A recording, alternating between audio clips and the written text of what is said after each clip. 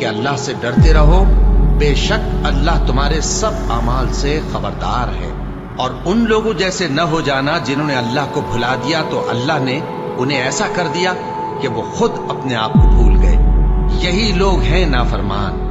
اہل دوزخ اور اہل بہشت برابر نہیں، اہل بہشت ہی کامیابی حاصل کرنے والے ہیں۔ اگر ہم یہ قرآن کسی پہاڑ پر نازل کرتے تو تم اس کو دیکھتے کہ اللہ کے خوف سے دبا اور پھٹا جاتا ہے۔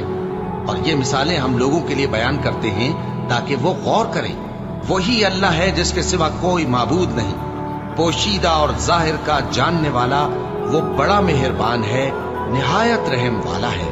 وہی اللہ ہے جس کے سوا کوئی عبادت کے لائق نہیں، بادشاہ حقیقی، ہر عیب سے پاک، سلامتی دینے والا، امن دینے والا، نگہبان، غالب، زبردست، بڑائی والا۔ اللہ مشرکوں کے